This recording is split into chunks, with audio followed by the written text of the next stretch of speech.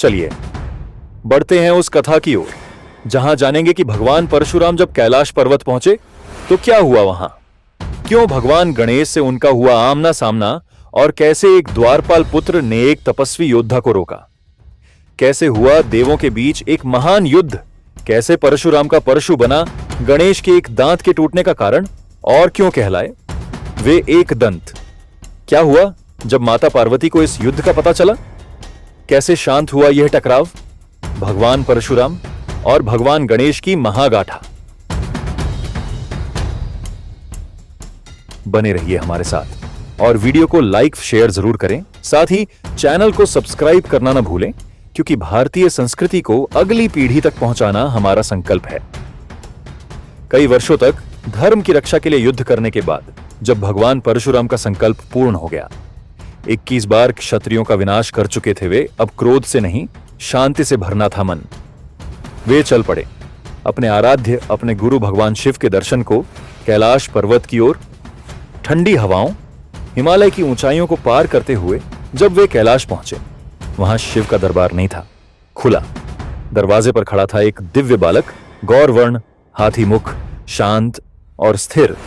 भगवान गणेश, मुझे अपने पिता से मिलना है, परशुराम ने कहा। स्वर में गर्व और अधिकार था। गणेश जी ने हाथ जोड़कर कहा, पिता शिव और माता पार्वती विश्राम कर रहे हैं, आदेश है कि कोई भी भीतर प्रवेश न करे। परशुराम की भ्रुकुटियां तन गईं। मैं कोई साधारण आगंतुक नहीं, मैं शिव का शिष्य हूं, मुझे रोकने का तुम्हें कोई अधिकार नहीं। गणेश जी की आवाज अब भी शांत थी। आप चाहे जो भी हों, पर मेरे लिए माता पिता का आदेश सर्वोपरि है, कृपया प्रतीक्षा करें। अब बात केवल मर्यादा की नहीं थी, अहंकार और कर्तव्य आमने सामने खड़े थे। परशुराम का क्रोध चरम पर पहुंच गया। उन्होंने कहा, यदि तुम मुझे रोकते हो तो यह मेरा अपमान है। गणेश जी बोले, यदि मैं आपको बिना अनुमति भीतर जाने दूं तो वो माता पिता का अपमान होगा। अब वाणी से नहीं, हथियारों से उत्तर देने का समय आ चुका था।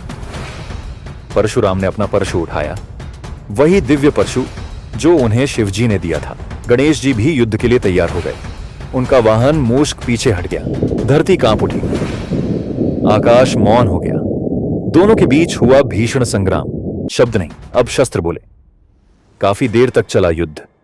परशुराम का अनुभव भारी था और गणेश की निष्ठा भी अडिग।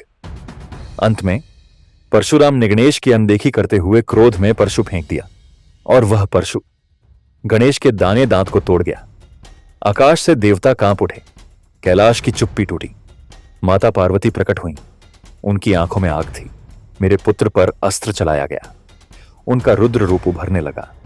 पर तभी गणेश ने हाथ जोड़कर कहा, माता कृपा कीजिए, मैंने अपने कर्तव्य का पालन किया और इन्होंने अपनी भूल का मूल्य समझा है। विवाद को क्षमा में बदलने का समय है। परशुराम का हृदय पिघल गया। उन्होंने अपने परशु को भूमि पर रखा, गणेश के चरणों में झुके। हे गणेश, तुम सच में विघ्नहर्ता हो। तुमने मेरे अहंकार का विनाश कर मुझे फिर से शिष्य बना दिया। गणेश मुस्कुराए और तभी से वे कहलाए एक दंत, एक ऐसा नाम जो मर्यादा, बल और करुणा का प्रतीक बन गया। और इस तरह समाप्त हुई वो कथा जिसमें दो देवों का युद्ध हमें अहम से विनय की ओर ले गया। तो ये थी भगवान गणेश और भगवान परशुराम के बीच की वह अद्भुत युद्ध गाथा, जहां टकराव था अहंकार और कर्तव्य का और अंत था क्षमा और करुणा में। एक ऐसा युद्ध जिसने केवल दांत नहीं तोड़ा, बल्कि क्रोध का घमंड भी चूर चूर कर दिया। तो इसी के साथ हम लेते हैं आज विदा। फिर मिलेंगे अगले एपिसोड में, जहां जानेंगे कि भगवान परशुराम ने क्यों छोड़ा युद्ध का मार्ग, किस कारणवश उन्होंने पृथ्वी पर रहकर भी देवलोक जैसे जीवन को अपनाया, और क्या हुआ जब उन्होंने कलयुग में फिर से आने की भविष्यवाणी की। जुड़े रहिए हमारे साथ एक और रहस्य, एक और अध्याय के लिए। तब तक के लिए नमस्कार, वंदन और जय श्री परशुराम।